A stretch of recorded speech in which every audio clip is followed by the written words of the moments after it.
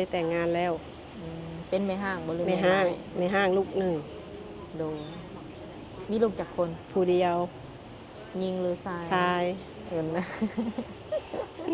โดยปัจจุบันเป็นปีผู้ใดปีหนึ่งบ่ปีป้ายจะได้มาเธอหนึ่งนะเกิดจากความห่างไกลกันมันห่างกันนะใส่เวลาโดนหมอแบบจังตัดสินใจแบบว่าปากันจังสั่งสี่นะกะปกติกะล่มกันปกตินี่แหละลมบัดมือตัดสินใจกะแบบไปเองเลยนะไปไปหย่าทางกับพ่อแม่เรานะแม่เราโดยโสด100%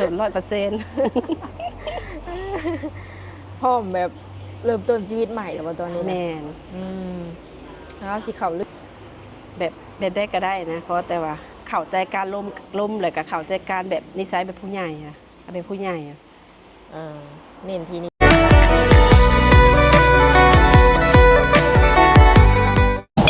สวัสดี FC ทุกคนเด้ยินดีต้อนรับทุกคนเข้าสู่ช่อง YouTube ของสาวบุญเปี่ยมสาวลาวเนาะเปิดผ่านมาเมื่อนี้ทางสาวบุญเปี่ยมก็ได้เดินทางมาหาสาวโสดคือเก่าทุกคนมื้อนี้ก็การเดินทางนี่ถือว่ายากพอสมควรเนาะ ออกมาช่วงเช้านี่ถือว่าเดินทางบ่ได้เลยทุกคนเลยเพราะว่าฝนตกอีกแล้วโดยอันนี้ก็ออกมาช่วงบ่าย2 โมงสำหรับสาวโสดคนนี้ก็เป็นสาวโสดคนใหม่ทุกคนเลยก็เคยเปิดใจมื้อนี้เนาะโดยชื่อเสียงเฮียงนามแนวใดทางสาวบุญเปียงเองยังบ่ทันฮู้เด้อเนาะมีแต่สิขออนุญาตเข้าไปโอบไปล้มเข้าไปถามเพิ่นพร้อมกันเนาะโดยเพิ่นก็อยู่หันแล้วทั้ง2 คนแต่ว่าทางเฮาก็สิขออนุญาตสัมภาษณ์เพิ่นเทื่อละคนโดยลืมใส่ไปซ้ำมื้อหน้ามาถ่ายอัปเดตใหม่มักใส่ใหญ่ๆแบบนี้เนาะเรียกแต่มื้อใหญ่เรียกเลยเวลาใส่สีใหญ่ๆสวยมักใส่ใหญ่ๆแบบนี้บ่ใส่สูงใหญ่มันสบายเนาะไปดีลงสูงได้หันหุ่นประมาณ63อันเมตร63คนนี้สูงอันนี้เม็ดหักล่องยืนนี่ก็คนนี้ย่องคนยืนก็ได้นี่เป็นน่ะ63เมตร63ป้าขนาดยังบ่ทันแต่งตัวได้นี่เนาะแม่อันนี้เม็ดหัก16มักใส่ชุดเดี๋ยวนี้กันเนาะบ่ชุดเฮ็ดเวียกใส่ชุดงามแบบเปื้อนมาติอยู่กะลาเปื้อนอยู่กะลารถดูที่ท่านใดรถเท่ก็มาเพื่อนนี่ก็ได้สลากกาแฟน้องบ่เตียงก็เอาไปแป้งดิเดี๋ยวบรรยากาศก็ดีเนาะทุกคนมีแต่ว่าเฮาสิถ่ายทำอยู่แถวนี้แหละการน่ะป้าคันอยู่ลุ่มเลยห้านร้านแล้วโดยสบายดี FC แน่โดยมื้อนี้ก็พามาหาสาวโสดเนาะทุกคนถือว่าเป็นครั้งแรกเนาะโดยขออนุญาตถามเจ้าเด้อชื่อแนวใดชื่อตาอายุจักปีตอนนี้36 ปีผ่านมานี่เคยแต่งงานบ่หรือว่ายังบ่เคยแต่งงานแล้วเป็นแม่ห้างบ่หรือไม่ห้างลูกหนึ่งโดยมีลูกจากคนผู้เดียวยิงหรือชายเห็นนะ โดยปัจจุบันเนี่ยเพิ่นอยู่กับทางเอื้อยบ่หรือว่าแม่อยู่กับแม่แหละสิว่าในแม่เลี้ยงเนาะแม่โดยขออนุญาตถามแบบความเก่าได้บ่แบบเป็นหยังคือได้เลิกลากันจังซี่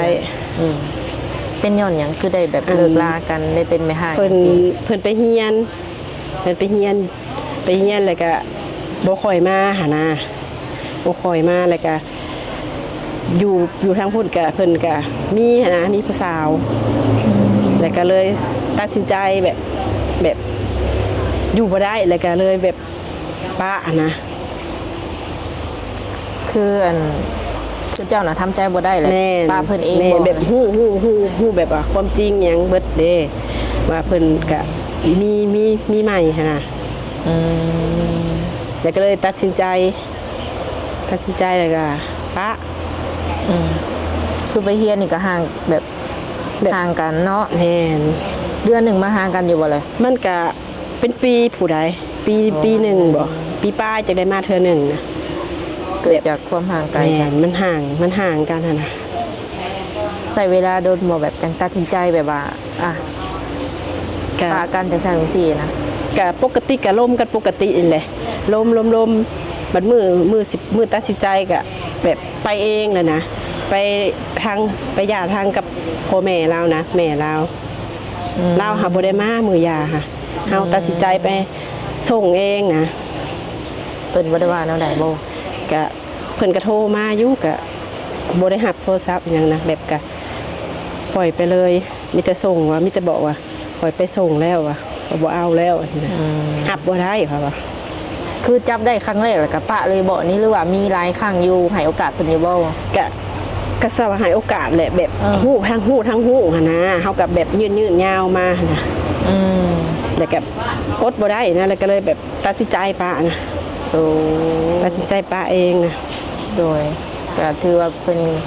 ก็ให้โอกาสอยู่เนาะให้โอกาสแก้ตัวอยู่แต่ว่าเพิ่นอาจจะเปลี่ยนแปลงบ่ได้ แม่นก็ให้โอกาสเพิ่นอยู่แต่เพิ่นก็มีแต่ว่าเลือกครอบครัวเลือกลูกกับเมียนั่นนี่นะ เออ แต่การกระทำมันแบบว่าบ่ได้เลือกเลยนะแล้วก็เลยตัดสินใจก็เลยปะเลย เลิกกันย้อนแบบมีมือที่สามประมาณนี้เนาะ แม่น ในเรื่องแบบว่าลูกเฮานี่เพิ่นยังยืนยังแลบ่เพิ่นยังเลี้ยงซอยเฮาบ่เรื่องเงินเรื่องข้าว ก็ นะ ยืนกับซัมโบยืนค่ะแบบมีแต่แบบลูกแบบอยากได้เนี่ยก็ขอแบบนั้นซื้อๆแบบกับบ่ได้ถึงขั้นว่าสิให้ร้ายหรอกนะแต่พอได้ซื้อขนมมาแหละ อืม ส่วนร้ายขึ้นอยู่กับแม่เบิร์ด โดยแม่เลี้ยง แม่น แม่เลี้ยงเดียวก็ว่า แม่น ได้เนาะ ค่าของหาโมงเฮียนก็ขึ้นอยู่กับแม่เบิร์ด อืมก็มีแต่ว่าพ่อเพิ่นก็ติดต่อมาอยู่เนาะ แม่น กับลูกเพิ่นน่ะ แม่นก็โดนเถื่อ อ่ะเจ้ากับเพิ่นนี่ถือว่าอย่า อ ขาด ย่า กัน เลยบ่ได้เว้าอะไรหยังล้มก็มีแต่ลูกเป็นคนล้มบัด โดยถามเพื่อว่าญาติ แม่ ว่า ก็ล้มก็บ่ได้ล้มโดนดอกลูกก็ล้มหน่อยหนึงก็มีแต่ว่าลูกก็บ่ได้เว้าปานใดดอกลูก โอ้โดยบ่มีปัญหาหยังเนาะ บ่ คันว่ามีคนใหม่เข้ามา บ่มี โดย โสด 100% พร้อมแบบเริ่มต้นชีวิตใหม่แล้วบ่ตอนนี้นะ แม่น อืมแล้วสิเข้าเรื่องได้บัดนี้เนาะหลังจากที่ว่าโสดมาโดนเลยตอนนี้นี่คือว่าพร้อมเปิดใจแบบเต็มร้อยแล้ว แม่น อืมคือเปิดใจครั้งนี้นี่แบบ คือทางเองก็มีสเปคอยู่บ่มักผู้ชายประมาณใดอย่างซี่นะอยากได้คนหล่อบ่สูงบ่ เอาแบบได้ก็ได้นะเพราะแต่ว่าเข้าใจการล้มแล้วก็เข้าใจการแบบนิสัยแบบผู้ใหญ่อะเป็นผู้ใหญ่อะ เออเน้นที่นิสัยใจคอพูด แม่นแต่เข้าใจกัน อายุดิคือทางเจ้า30ปลายเนาะอยากคุยกับผู้บ่าวนี้อายุประมาณเท่าไหร่คิดว่า ก็สิเอาแบบใหญ่กว่านี้นะ40ปลาย50นี่แหละ50 เออ60เด้อจ้ะ ก็ ได้อยู่ ร่วมกันนี่แหละเบิ่งไปนะ เบิ่งกันก่อน แม่ บ่โดยเพราะว่าบางคนอายุหลายเนาะแต่ว่าเพิ่นยังแข็งแรง แม่ ยังหนุ่มนะว่าอะไรกะ ได้ ในใจอยากคุยผู้บ่าวทางไหนเป็นพิเศษบ่อยู่ฝั่งลาวบ่หรือว่าฝั่งไทยหรืออยู่ทางไกลต่างประเทศบ่ เอาทางไกลซะเนาะ อืมในใจอยากคุยทางไกลพุ่นเนาะ แม่ทางไกล โดยแต่ว่าเรื่องการสื่อสารนี่สื่อสารได้ปกติบ่ลาวไทยสื่อสารได้บ่อ่านออกเขียนได้บ่ ก็มีแต่โบปานใดอ่านบ่ปานใดบ่ อืม มีแต่แบบล้มอะนะครับ อัดเสียงบ่ แม่น โอเค คือเวลาคุยกับทางเอ่ยเพิ่นเนาะมันแนะนำให้อัดเสียงมาเนาะหรือว่าโทรเอาประมาณนี้เนาะ คันว่าแบบเขียนมานี่จะอ่านบ่ได้เลยแม่นบ่ แม่น คือบ่มีปัญหาหยังเนาะทุกคนมีแต่ว่าอัดเสียงมาหั่นแหละหรือว่าโทรมานี่สะดวกรับอยู่บ่ ก็คันช่วงเว้นก็บ่อยากว่างปานใดนะแบบประมาณ4 โมง 4-5 โมงนี่นะแหละน่าจะว่าง อืม ถ้าช่วงเช้าแล้วยังบ่อยากว่างปานใด โดยขออนุญาตถามแบบทางเอ่ยเฮ็ดเวียกเฮ็ดงานหยังปัจจุบัน ก็อันมาขายข้าวซอยในห้านพี่น้องแหละเป็นในห้านอาหารซอย โดย พอได้หาเงินเลี้ยงลูกนะ เป็นผู้ช่วยเพิ่นบ่ แม่นซอยผู้ซอย บ่แม่นหานบ่แม่นหานเจ้าของ โม แต่ แม ว่าน มาซอย เฮ็ดเป็นแบบเป็นเงินเดือนบ่หรือว่าแล้วแต่เพิ่นสิให้ แล้วแต่เพิ่นสิหากิน เออ พอได้เลี้ยงลูกนี่แล้ว ขออนุญาตถามมันปัจจุบันนี่หาอยู่กับไผแน่ อยู่กับครอบครัว พ่อแม่ แม่เอ้ยน้อง ยังอยู่แบบเพื่อนกกเพื่อนเข้าอยู่เนาะ แม่อยู่กับแม่แล้วก็เอ้ยน้องน่ะ ขออนุญาตถามแบบก่อนหน้านี้เฮาบ่ได้มีสินสมสารกับแบบว่าสามีเก่าบ่ บ่ เป็นเพื่อนเป็นซ่านอย่าง บ่ ซี่ มีมั้ยมันจะอยู่กันนำแม่น่ะ มีไอ้น้องจักคนที่ว่าอยู่นํกัน นี่1 2 3อยู่ในเฮือนกับแม่กับ4 5ผู้ดี7คนอยู่ในเฮือนนำกันนั่นแหละ 7 คนแบบลูกเต้านี่ก็คือ ลูกกับผู้หนึ่งแม่ เขาเฮียนเนาะ แม่ คือเวลาเฮามาเฮ็ดเวียกนี่ได้ซะเฮ็ดอะไรไปส่งเพิ่น ไป ก่อน ส่ง บ่ แล้วจากมาเฮ็ดเวียกเขาเฮียใกล้ๆห้านนี่แหละ สู่ชนอะไรเนาะ แม่ เพิ่นสู่เลยทุกคนเลยคือเลี้ยงลูกแน่เฮ็ดงานแน่ แม่ คืองานเฮานี่เขาเวลาแบบประมาณจักโมงหาจักโมงเสร็จแล้วเฮาเลิก อันนี้มาไปส่งลูกโรงเรียน8 โมงก็เริ่มมาเลยมาเฮ็ดเวียก เลิกดึกบ่ ก็บ่เด้อหา6 โมงแรงนี่แหละ หลังจากเลิกโตแล้วได้ไปรับจ็อบอหย่างโตบ่ บ่ พักผ่อนเนาะ บ่ไปพักผ่อนลูกอีกเด้ยากอีกลูก แสดงว่ามีเวลาคุยแบบหลายอยู่ แม่นได้แต่กลางคืนนะแบบลงกลางคืนตอน 4-5 โมงก็ได้อยู่ ก็แต่ว่าสิแบบบ่สะดวกคุยสายซื่อๆเนาะ แม่น แบบว่าตอบแชทนี่ก็อาจสิได้อ แม่ ยู่ นได้ เคยไปทำงานทำการแบบว่าอยู่ฝั่งไทยอยู่บ่ บ่ได้ไป โอ้อยู่แต่ฝั่งลาวนี่ แม่ ซื่อ แม่ ๆยังบ่เคยไปทางไกลซ้ำ ก็เคยก็แต่ผ่านมาพุ่นแหละแต่เป็นสาวพุ่นน่ะ โดยตอน เดี๋ยว นี้ ไปลิ้นแน่แล้วก็อันนั้นน่ะ อยู่ฝั่งไทยนะ แม่ บ่ ไปลิ้นแบบน้ำเอื้อยหยังพี่น้องหยังนะหมู่คู่น่ะ ฐานะเฮานี่จัดอยู่ในระดับแบบในอะไรปานกลางบ่หรือว่าทางนี้ ปานแม่ พออยู่ ปานกลาง พอกิน แม่อยู่พอกิน เฮ็ดไร่เฮ็ดนาอยู่บ่แต่ละปี โอ้ น่ะ บ่มีให้มีหน้าเฮ็ดนี่แหละ โอ้ ซื้อข้าวกิน เออคือไห้หน้าตะกร้านี่ก็บ่มีเลย แม่ เนาะ หมูมี แต่ทีนี้คันว่าเฮาเปิดใจนี่มีคนที่ว่าเพิ่นพร้อมที่จะดูแลเฮาเนาะอยากได้เฮาเป็นลูกเป็นเมียอย่างซี่นะเพิ่นสามารถมาแต่งมาขอเอาไปอยู่นํเพิ่นก็ได้บ่หรือว่าต้องเอาเพิ่นมาอยู่ลาวอย่างเดียว แม่ต้องอยากได้เพิ่นผู้แลมาอยู่พี่เนาะ ไปเลยบ่อยากไป สมมุติว่าแบบเพิ่นมาอยู่พี่ประจำบ่ได้เพิ่นให้เจ้าแบบเที่ยวไปเที่ยวมาได้บ่ เที่ยวไปเที่ยวมา แม่นไปทั้งพุ่นแน่เจ้าก็มาทั้งพี่แน่จังซี่ จักสิว่าแล้วก็เนาะ อยากบ่ เบิ่งนี่ สมมุติว่าเฮามักเพิ่นจังซี่เนาะแต่ว่าเพิ่นมาอยู่ลาวตลอดบ่ได้หรือว่ามาอยู่คู่มือบ่ได้จังซี่เพิ่นเดินๆเพิ่นมาหาเจ้าได้บ่เลยสมมุติว่า ก็ได้ หรือว่าเพิ่นบ่สะดวกมาแต่ว่าอยากให้แฟนนี่ไปหาเอาส่งเงินมาแล้วจ้างค่านั้นค่านี้ให้ไปหาเพิ่นจังซี่ส่งสิได้อยู่บ่ น่าจะได้อยู่ ถามเบื่อคนทางไกลเนาะ แม่น บางทีสายหนิงสายแนนจะอยู่ทางไกลก็มีรายการแบบว่าอยู่จังซี่นะผู้บ่าวแบบไทยบ้านหรือว่าแถวใกล้ๆเฮานี่เขาเจ้าก็มาจีบมาหยังอยู่บ่ ก็บ่ได้ค่อยนะแบบบ่อยากล่มนะ บ่เปิดโอกาส แม่ เลย แม่ เนาะ เป็นแนวใดความรู้สึก ก็ คือบ่เปิดโอกาสให้แบบคนใกล้เข้ามาลม แบบอี้มันยังไงนะแบบบ่ยังบ่อยากมีไผเข้ามาหานะ โดย คนเก่านี่อยู่ลาวบ่ แม่อยู่ลาว โอ้ แต่เพิ่นไปเรียนอยู่แถววังเวียง เคยแบบว่าเจ็บซ้ำน้ำใจมากกับแบบคนลาวประมาณนี้เนาะทุกคนเพิ่นก็เลยแบบว่ายังอิ่มอยู่ยังบ่ทันอยากเปิดโอกาสให้คนแบบแถวใกล้ว่าซั่นซะ แม่น โดย